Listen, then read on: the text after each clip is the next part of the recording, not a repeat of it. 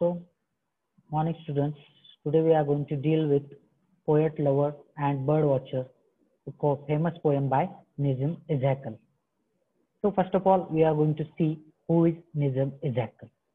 So Nizam Ezekiel is an Indian Jewish poet, actor, playwright, editor and he was a critic. He was an Indian Jewish poet. He born on 16 December 1924. 1924 मध्ये त्यांचा जन्म झालाय आणि died in 2004. 2004 मध्ये त्यांचा मृत्यू झाला. So it's considered one of the major figure in Indian literature, Indian English literature. Indian English literature मध्ये एक one of the most important figure म्हणून निझम एझेकिएल यांचं नाव येते. So he is an Indian Jewish poet. Indian Jewish means he lived in India, but by birth, by his origin, he was a Jewish. Jew लोक जे आहेत, so he was a Jewish, and he worked as an actor. Actor म्हणूनही त्यांनी काम केलंय. He also wrote the plays. So he was a playwright and editor and critic. So he was a fundamental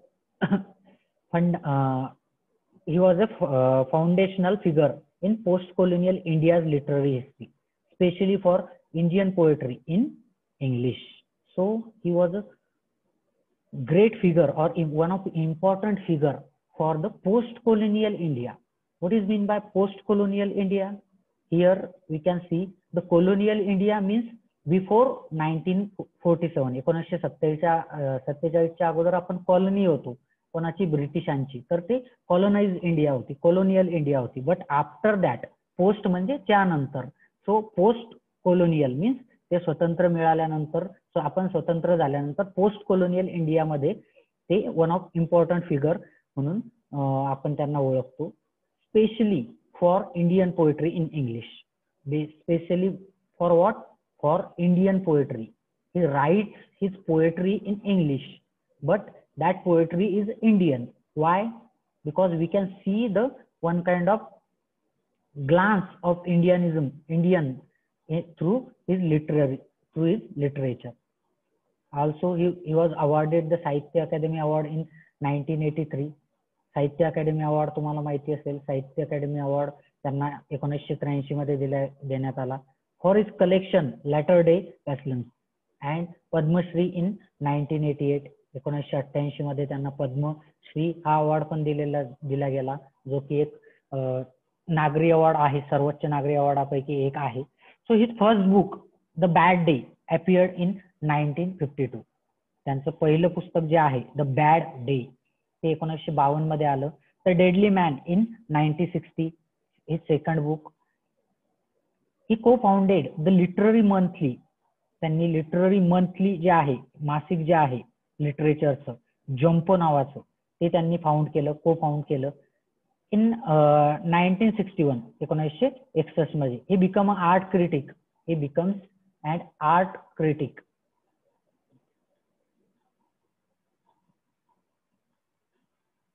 He became an art critic of the Times of India during 1964 to 66. Art critic म्हणून त्यांनी paper मध्ये writing पण केली त्याच काळामध्ये Times of India मध्ये. In 1976 he translated Jawaharlal Nehru's poetry from English to Marathi. त्यांनी जवाहरलाल नेहरूच्या ज्या कविता आहेत त्या इंग्लिश मधून मराठीमध्ये ट्रान्सलेट केल्या. So this is his work. Again, Nizam was well educated and had a particular liking for the poetry such as T.S. Eliot and Ezra Pound. त्यांच्या याच्यावर जे आहे कवितेवर किंवा त्यांच्यावर आपल्याला T.S. Eliot आणि इझरा पाउंड सारख्या ग्रेटेस्ट पोएट्सचा जो आहे एक प्रकारे आपल्याला प्रभाव दिसतो. So again he was considered or still he can consider the father of modern English poetry, because we see that after independence in that post colonial area, he was the first Indian author or Indian writer to write the poetry in English. So he considered as the modern Indian English poetry, father of modern Indian English poetry. Again, he was worked as a visiting professor at University of Leeds. त्यांनी भरपूर ठिकाणी जे आहे एक visiting professor म्हणूनही त्यांनी काम केलेलं आहे. To work as a visiting professor University of Leeds and University of Pondicherry. So in both that university, he worked as a visiting professor there. He had a very varied career in English teacher in India, England and United state. आणि त्यांना जे आहे त्यांचं career जे एक English teacher म्हणून त्यांनी इंडियामध्ये, इंग्लंडमध्ये आणि युनायटेड स्टेट्समध्ये भरपूर त्यांनी टीचिंग या फील्डमध्ये त्यांचे योगदान दिलेलं आहे. He wrote plays work as a broadcaster on Indian radio and contributed to many critical articles to the literary section, magazines and newspaper. Along with that, he worked in that Indian radio, and during that he wrote many critical articles जे आहेत आपण जे paper मध्ये बघतो एखादे संपादकीय लेख त्या type. So he written that kind of articles in newspaper, magazines. So his famous works are here. त्यांचे जे फेमस वर्क्स आहेत ते बघा. The night of scorpion and the patriot, these are his famous works. Again, we have seen about that. Now we are going to deal or to see what the poem try to tell us. Poem आपल्याला काय सांगायचा प्रयत्न करते, or what is the theme of that poem. या पोएमची theme काय आहे. So the speaker described the process of writing poetry and compares it to being a lover or a bird watcher. So throughout that poem, here the Ezekiel try to show us the importance of patience. संयमता, संयम म्हणतो त्याला मराठीमध्ये. तो संयम, ते patience, what is the importance of that patience, and to describe the importance of patience he gives us the example of 3 persons or 3 different kind of work persons. Like that, the poet, first one, second one is a lover, and third one is a bird watcher. So we know that poet जो कविता लिहितो तो lover means तो प्रेमी, and third one is a bird watcher. Bird watcher means those who studied the bird or hunt the bird. जे पक्ष्यांचा, वेगवेगळ्या rare जातीच्या पक्ष्यांचा अभ्यास करतात किंवा त्यांचा हंट करतात, तर त्यांना आपण बर्ड वॉचर असं म्हणतो. तुम्ही डिस्कवरी वगैरे बघत असाल, त्या डिस्कवरी मध्ये ते लोक बघा घंटो 12 घंटे कित्येक दिवस ते कॅमेरे लावून बसलेले असतात त्या पक्ष्यांची एक क्लिप किंवा एक फोटो घेण्यासाठी. So those can call as a bird watcher. आपण त्यांना बर्ड वॉचर म्हणतो. And throughout that poem, poet try to describe us how that 3 kind of different job can be succeed only if you have patience. तुमच्याकडे जर patience असेल, संयमता असेल, तर हे तिन्ही वेगवेगळे काम जे आहे तुम्ही कशा पद्धतीने चांगले करू शकता. Again known as one of Ezekiel's most serious poem. Again, mostly Nizam Ezekiel is famous for his irony tone. Irony tone जो आहे म्हणजे एखाद्यावर उपहासात्मक किंवा हास्यात्मक लिहिण्यामध्ये ते फेमस होते. But this one is called his serious poem. Not use an ironic tone at all in this poem, and he is not using a single ironic tone or single ironic word in that poem, which is relatively rare form for him. म्हणजे ही गोष्ट जी आहे त्यांच्या लिखाणामध्ये आपल्याला खूप कमी दिसते. The seriousness of the content is reflected in a strict metre and rhyme scheme, and the seriousness of that poem we can see through the strict meter form or rhyming scheme throughout the poem. Because this poem is essentially about the writing poems, and this poem tells us the importance of patience while you want to become a poet. एखादा कवी जर तुम्हाला बनायचं असेल तर त्याच्यासाठी तुमच्याकडे patience किती असायला पाहिजे, तुमच्याकडे संयमता किती असायला पाहिजे. So that thing is describe here by the Nissim Ezekiel. Poem contains the theme of self-examination. Again, that poem tells us or contains the theme of that self-examination, to examine the self. If you want to become a poet, so first of all you have to examine yourself. तुम्हाला स्वतःला तुम्हाला examine करावं लागेल. So this poem, poet lover and bird watcher, basically that poem is divided into 2 stanza. 2 stanza मध्ये ही poem divided आहे, and प्रत्येक stanza मध्ये 10 line इच आहे. प्रत्येक स्टांजा मध्ये 10 लाईन्स आहेत.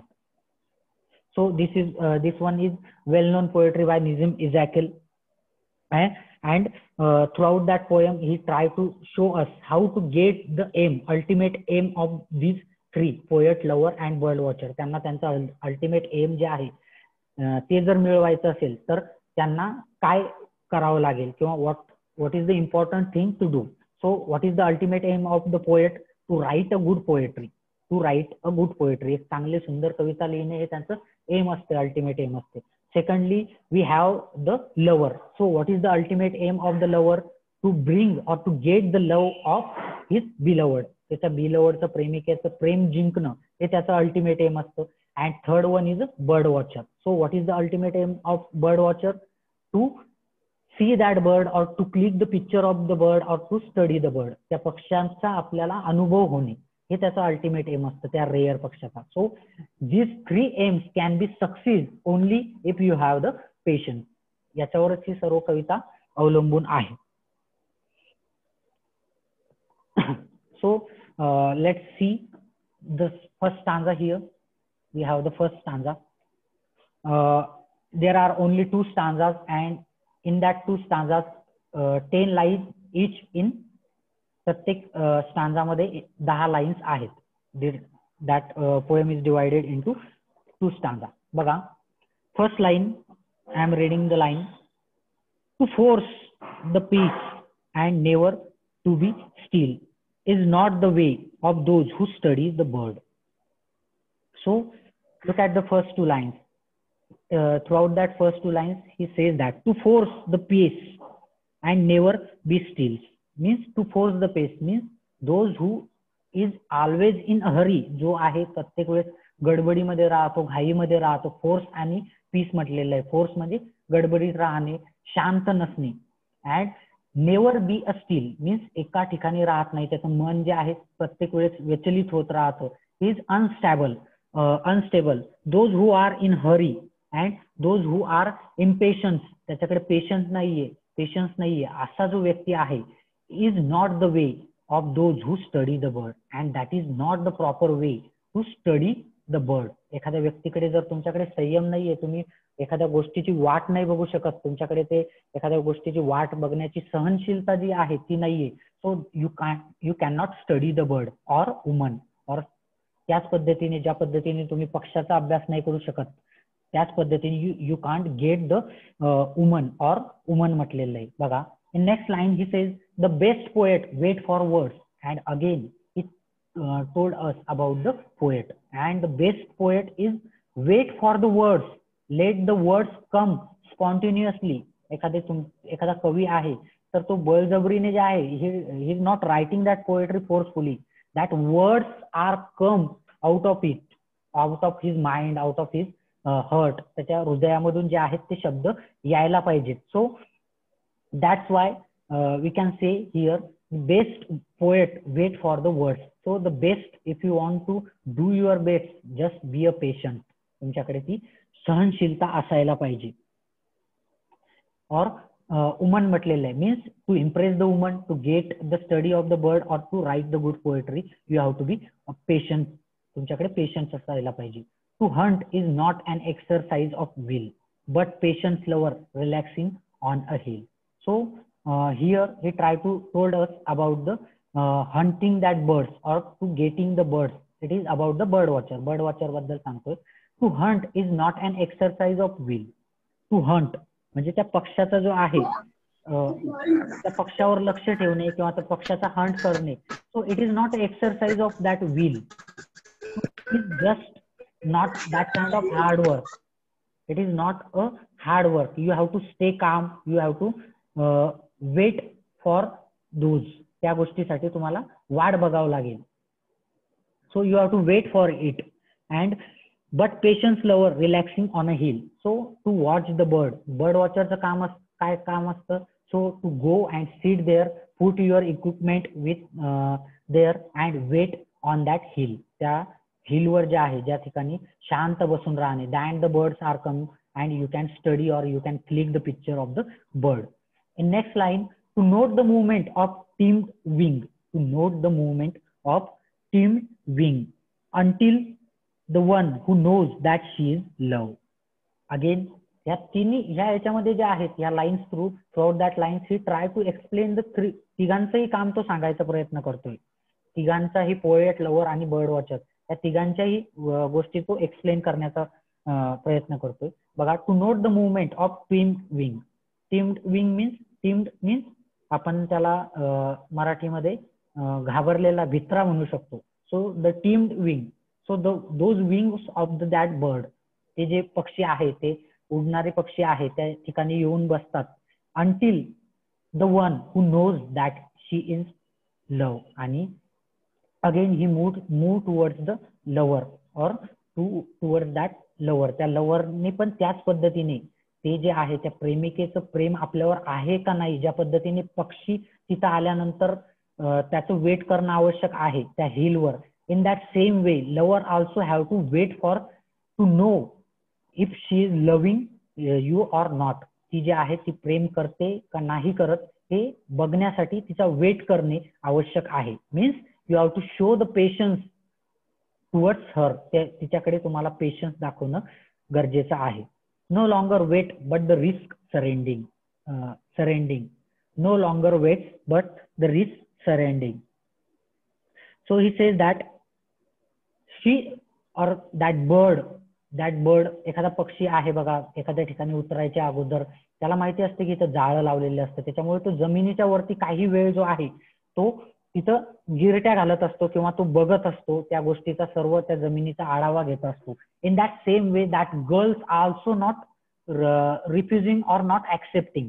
शी is not giving answer to that lover. त्याच पद्धतीने ती लवरला आन्सर नाही देत.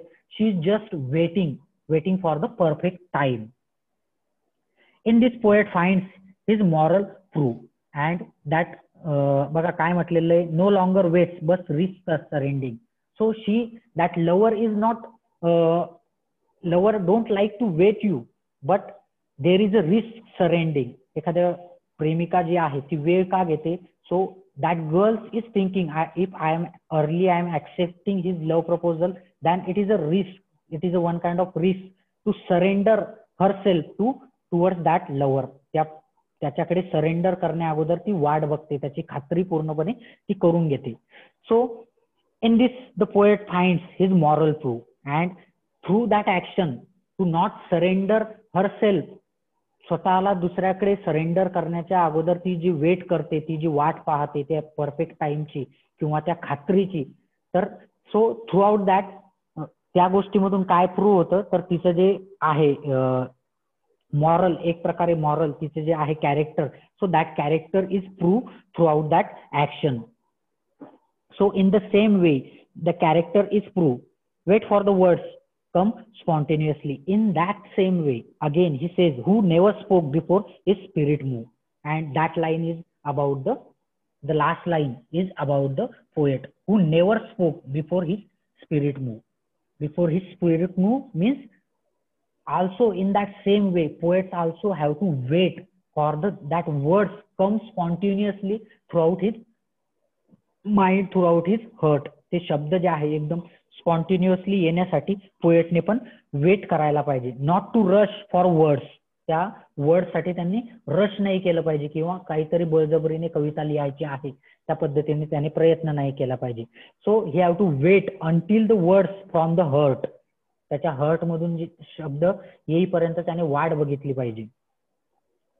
And he don't have to write anything. कोणतीही गोष्ट त्याच्या याच्यामध्ये आली आणि त्याने ती लिहून ठेवली किंवा लिहिली, so that is not the poetry. So poetry is what? Poetry is the work of the patience. Patience मधूनच कविता जी आहे ती बाहेर येऊ शकते. So that is the first stanza. In that first stanza he try to explain us the importance of that patience and in which way that poet, lover and bird watcher have to wait for the right time or to get that things, to get his ultimate aim. Look at the second stanza here. To slow movement seems somehow to say much more. The slow movement seems somehow to say much more. The slow movement here means to show the patience, संयमता आपली मधली जी आहे ती दाखवणे. seems somehow to say much more. आणि ह्या गोष्टीमधून किंवा ह्या लाईन मधून त्यांना काय सांगायचं आहे? To show movement seems to slow movement seems, slow movement किंवा ते पेशन्स आहे ते काय आहे. So sometimes that patience is more important than it seems. जे आपल्याला दिसतं त्याच्यापेक्षा पेशन्स जे आहे तुमच्यामध्ये असणारं पेशन्स खूप महत्वाचं असतं. So you have to show that kind of patience. तुमच्यामध्ये असणारं पेशन्स तुम्ही दाखवायला पाहिजे. तुमच्यामध्ये असणारी शीघ्रता जी आहे, फास्टनेस, त्याच्यापेक्षाही तुमच्यामध्ये असणारा पेशन्स जे आहे ते खूप इम्पॉर्टंट असते. To watch the rare birds you have to गो.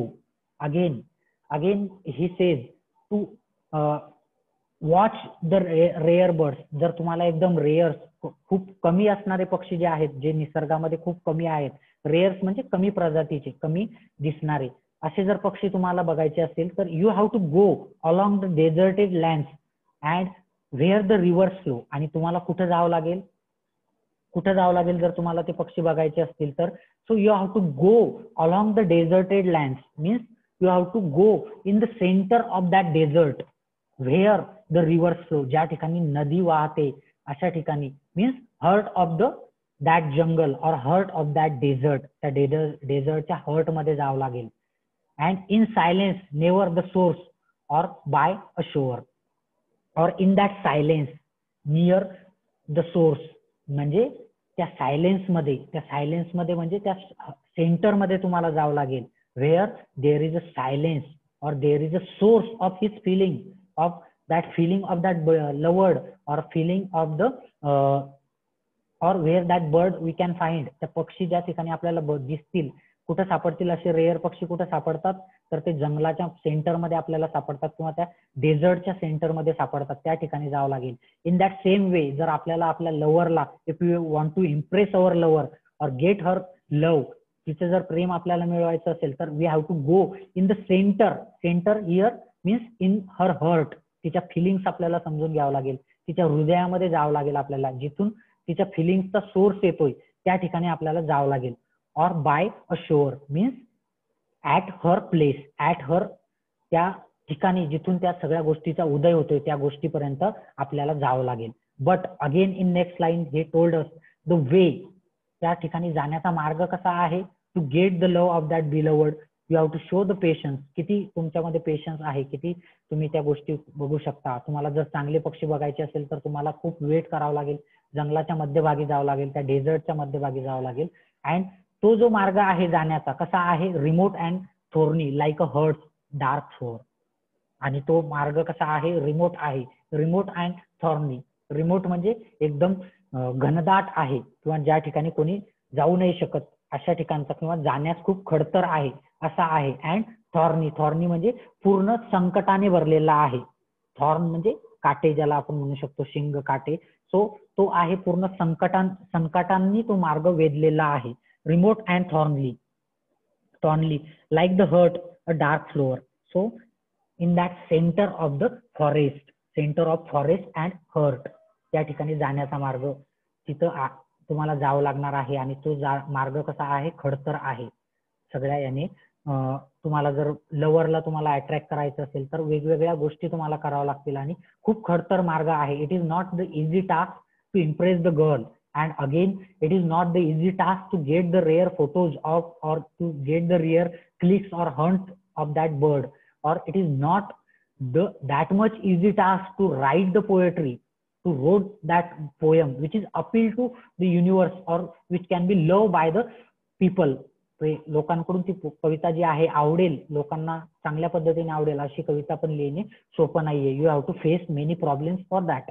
ह्या सगळ्या गोष्टींसाठी वेगवेगळे प्रॉब्लेम्स तुम्हाला फेस करावं लागेल. And there the woman slowly turn around, and after that what is happen, if you go into the heart of that woman, if you understand her feeling, if you understand all that things, then and then only you can get that woman. Then after that, that woman slowly turn around means she is slowly accepting your things. She will accepting that what you want from her. तिच्याकडून जे प्रेम तुम्हाला हवं आहे, नंतर या सर्व गोष्टी तुम्ही केल्यानंतर, एवढ्या केल्यानंतर ज्या आहेत त्या गोष्टी तुम्हाला, ती तुमच्याकडे टर्न आउट होईल. त्याच्यानंतर तुम्हाला त्या पक्ष्यांचे क्लिक मिळतील. त्यानंतर तुम्ही जे आहे चांगल्या प्रकारे एक पोएट्री लिहू शकाल. Not only a flesh and bone but the myth of light, and not only the flesh and bone, but the myth of light. Means that lines are also one of important line in that poem. After that, when you did all that things, where the which one is the poet mentioned above, पोएटने ज्या वरती mention केलेल्या आहेत त्या गोष्टी केल्यानंतर, that after that only you will get not only the flesh and bone, not only the body of that beloved, not only about the physical love, but also the spiritual or ultimate love of the love of that poet, or not only the good pictures of the rare birds, but the you can find that rare birds also there, and it is also similar to the poet. पोएटला पण ते similar आहे. ते पोएमच तुम्ही लिहू नाही शकणार, but you can write a good kind of poem. एक चांगली कविता जी आहे त्यामधून तुम्ही लिहू शकाल. With darkness at the core, and in that darkness but the myth of light म्हटलेलं आहे बघा. Myth of light means her heart, soul and all other things ज्या आहेत त्या तुम्हाला मिळतील. मीन्स त्याच्यासोबत फेम, ग्लोरी जे आहे पोएटला त्या सर्व मिळतील. With the darkness at the core means in the core म्हणजे सेंटर, मध्यभाग जो आहे आपण ज्याला म्हणतो, एखाद्या गोष्टीचं जे सेंटर असतं त्याला आपण कोअर म्हणतो. So in that core there is a darkness and a sense is found. when you did all that things, then you can got that sense here means to got the sense to the poet. त्या पोएटला जो आहे तो sense मिळेल and he can write a good poetry. But the poet lost in crook restless fight, but and after that poet can solve that things, and he can sense and he succeeds in composing a piece of art. After that या सर्व गोष्टी केल्यानंतर, but poets lost in crook restless flight, the deaf can hear, the blind recover sight. आणि त्यानंतर जे आहे ती कविता जो कवी लिहेल, ज्या पद्धतीने ती कविता येईल किंवा ज्या पद्धतीने त्याचं ते वर्क होईल त्या पोएटचं, so that work is universal and the deep can hear means एखादा बहिरा, डीप म्हणजे बहिरा व्यक्ती, सो तो बहिरा व्यक्ती जो आहे तो पण त्याची कविता ऐकू शकेल. And that blind recover site, आणि एखादा अंधारा जो असेल तर त्याला पण साईट येईल. Means that blind person can visualise his words, त्याचे वर्ड्स जे आहेत त्याला एखाद्याला एवढ्या चांगल्या पद्धतीने अपील होतील की तो ब्लाइंड पर्सन पण ते व्हिज्युअलाइज करू शकेल.